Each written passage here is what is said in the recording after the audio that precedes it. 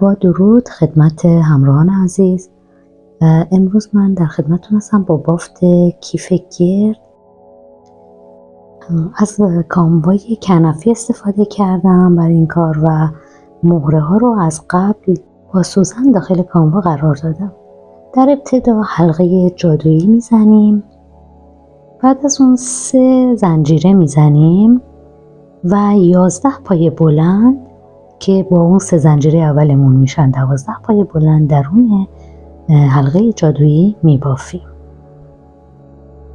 من برای بافت این کیف از کانوای کنفی استفاده کردم. میتونید از کانواهای دیگه مثل کانوای کاغذی یا کانوای معمولی هم استفاده کنید. هر کانوایی که دوست داشتید، هر رنگی که دوست داشتید.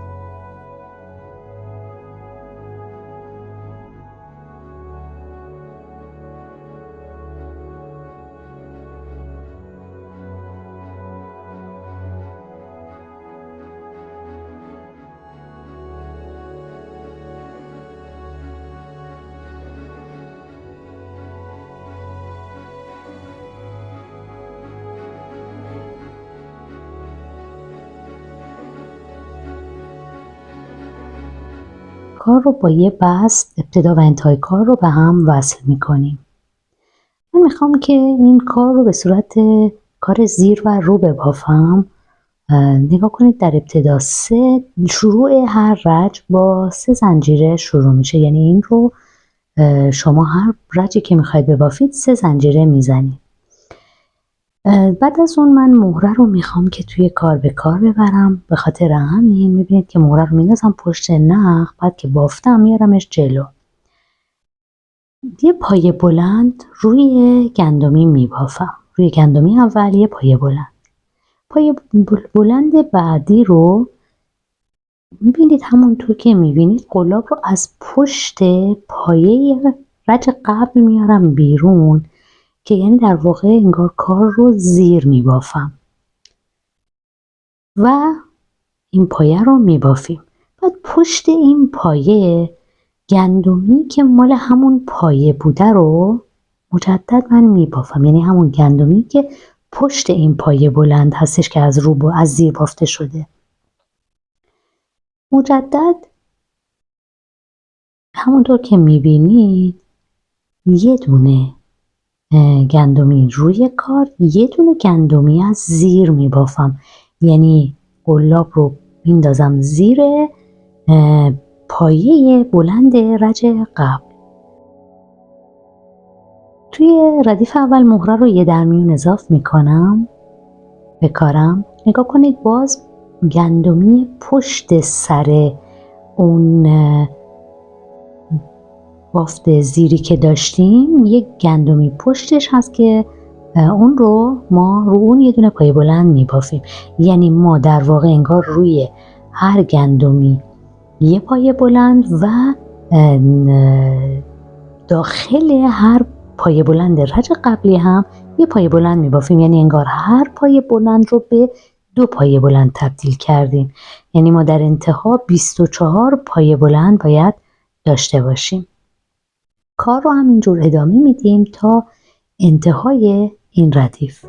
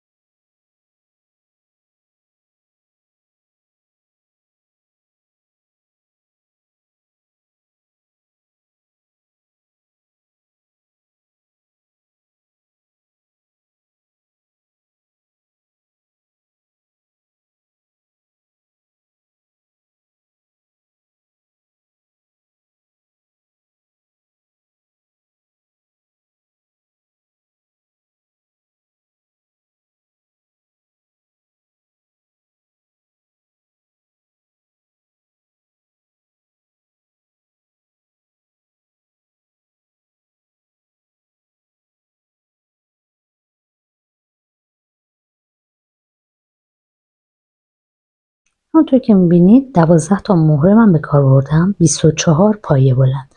ابتدا و انتهای کار رو مجدد با یه بست به هم وصل میکنیم.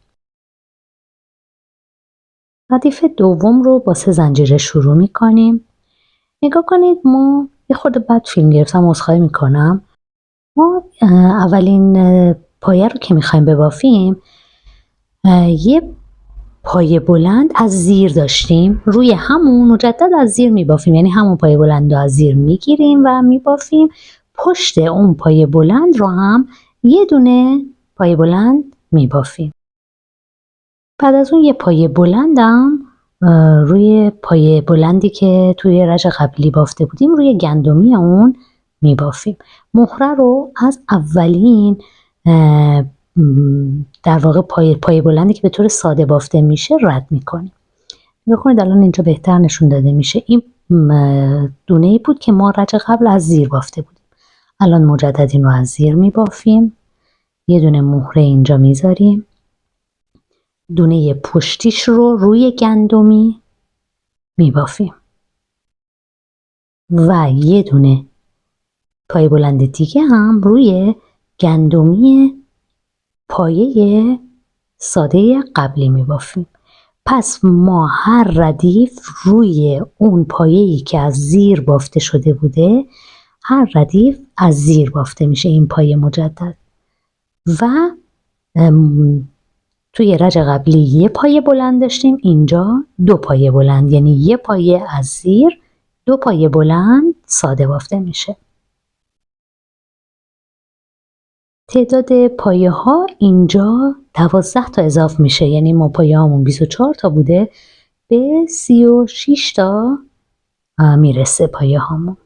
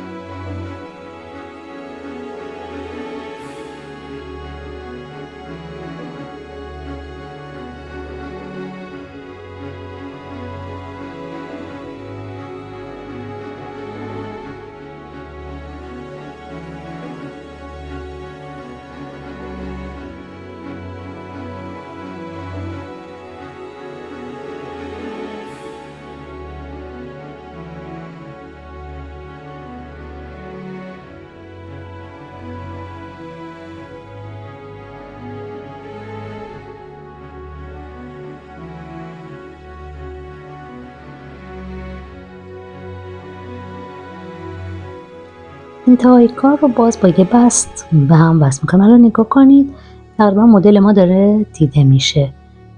پایه هایی که از زیر بافته شدیم یه مقدار حالت برجسته تر داره توی کار. توی این ردیف باز 3 زنجیره میزنیم ابتدای کار. اون پایه‌ای که از زیر بافته شده بوده رو از زیر میبافیم. اینجا مهرمون رو استفاده میکنیم. دونه پشت اون پایه‌ای که از زیر بافته شده رو میبافیم، یعنی گندمی پشتش رو میبافیم و 2 پایه بلند روی گندمی هایی که ساده بافته شده تو ردیف قبل میبافیم. انگار ما هر ردیف کنار هر پایه‌ای که از پشت بافته میشه، از زیر بافته میشه، یه پایه هم اضافه میکنیم، یعنی 3 پایه بلند داریم و یه پایه که از زیر بافته شده. پایه هامون از 36 عدد 12 تا اضافه میشه بهش و میشه 48 پایه. این کار رو هم تا انتها تکرار میکنیم. ردیف های بعد هم به همین ترتیب. هر ردیفی که شما تا هر چند ردیف که بخواید اضافه کنید، هر ردیف یه دونه پایه پشت اون پایه‌ای که از زیر میبافیم ما اضافه میکنیم و پایه هامون رو از 48 عدد به 60 عدد، 72، 84 همینجور تا انتها میبافیم. من این کار رو به صورت گردبافی انجام میدم و بعد در انتها یه دونه دیگه هم دقیقا مثل همین بافتی که الان داریم رو میبافیم. یعنی من یه دونه بافتم، یه دونش هم خودم میبافم، بعد یه دونه رو جلو دوربین بافتم که ببینید، یه دونه رو هم خودم میبافم. برای وصل کردنش خدمتتون میرسم.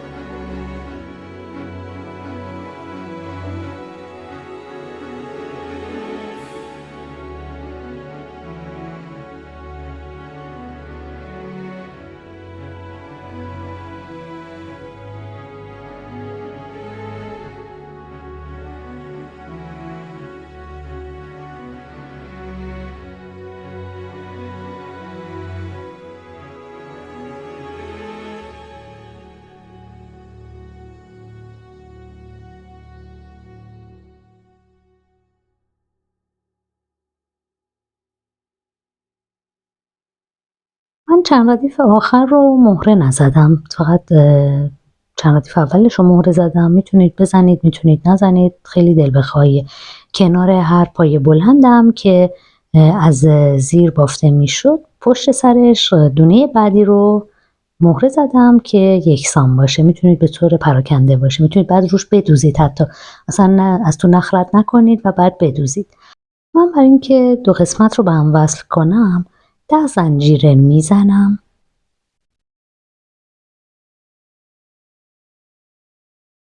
یه زنجیره رو رها میکنم. از زنجیره دوم یه پایه بلند روش میبافم، یعنی 8 تا پایه بلند من روی این زنجیره ها میبافم.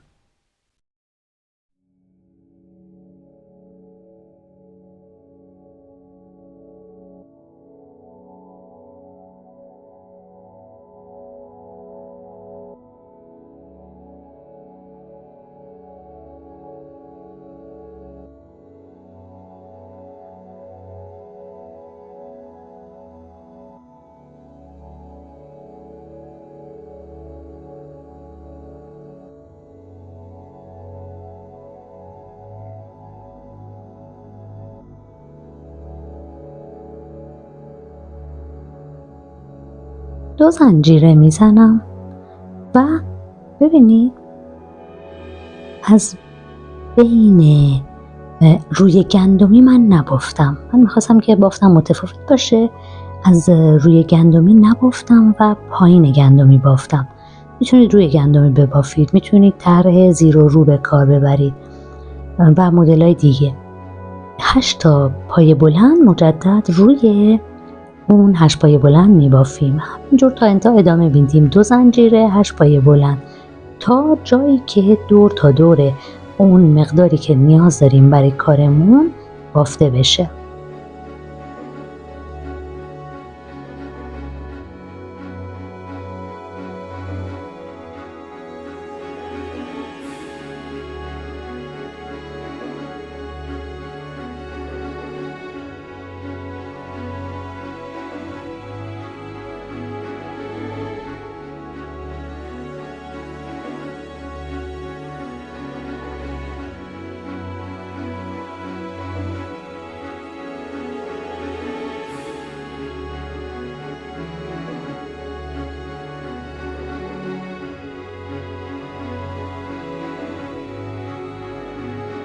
بعد از اینکه بافتیم میایم و این تیکه رو که بافتیم برای حاشیه کنار کیفمون با سوزن ترگت وصل میکنیم.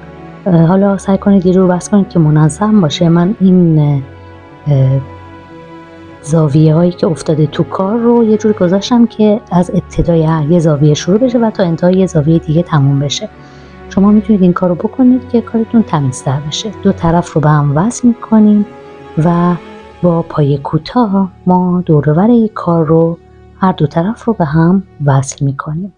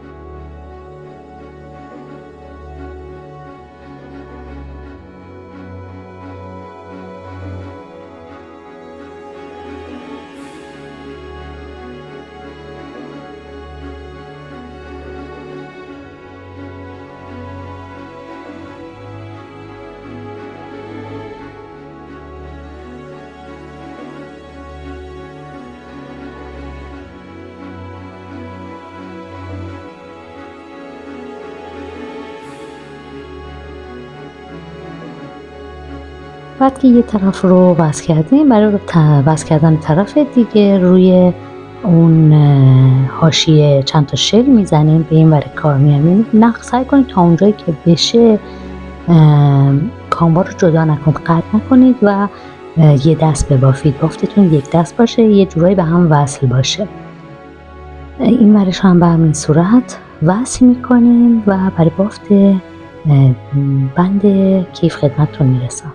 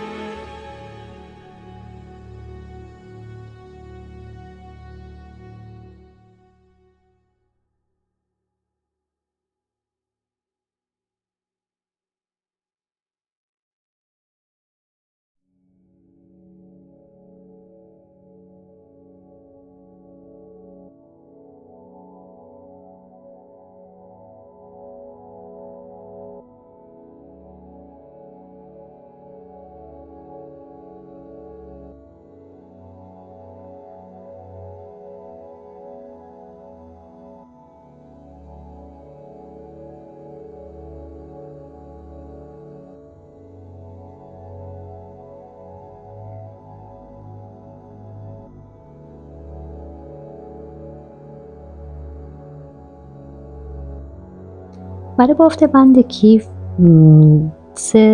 مثلا میتونیم 2 یا بعد بستگی داره به اینکه بخوایم بند کیف رو چقدر کلوف ببافیم، نازکتر ببافیم. دوست داریم بعضیا گیس میکنن اصلا نمیبافن، حالا بستگی به همه اینا داره. میتونید که شما هر جوری که دوست داشتید این کار رو انجام بدید. من 2-3 تا اولی رو شل زدم، بعد 4 تا پایه بلند روی 3 زنجیره زدم، 4 پایه بلند روی این کار بافتم و دوباره 3 زنجیره برمیگردیم.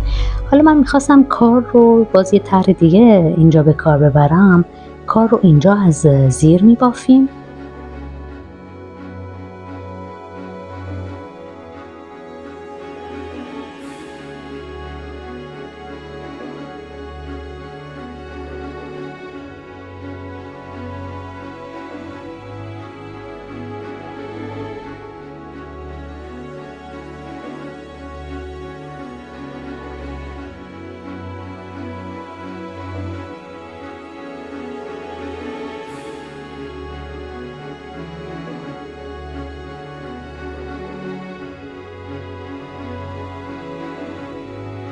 حالا این ردیف رو باید از رو ببافیم.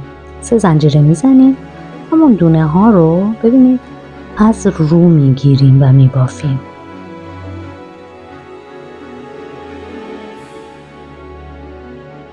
کار رو اینجوری ادامه میدیم، یه ردیف رو، یه ردیف زیر. این دونه آخر رو چون نمیشه از زیر یا رو بگیری، من روی همون زنجیری که بافتیم یا پایه‌ای که بافتیم دونه رو از اونجا میگیرم. خب این تا انتهای کار. حالا هر چقدر میخواید دسته کیفتون بلند باشه میتونید این کار کنید. میتونید اگه که خواستید 2 طرف رو جدا جدا ببافید، بعد وسطش رو سگک بذارید. کاری متفاوت میشه کرد. من یه کار ساده انجام دادم، تا آخر بافتم دسته رو و انتهاش رو وصل کردم به اون سمت دیگه کیف.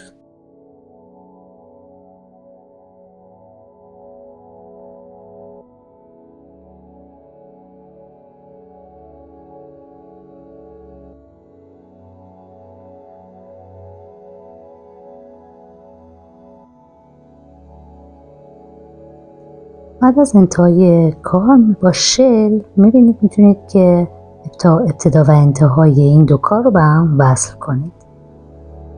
امیدوارم دوستان عزیز این کیف رو ببافید، از بافتش لذت ببرید.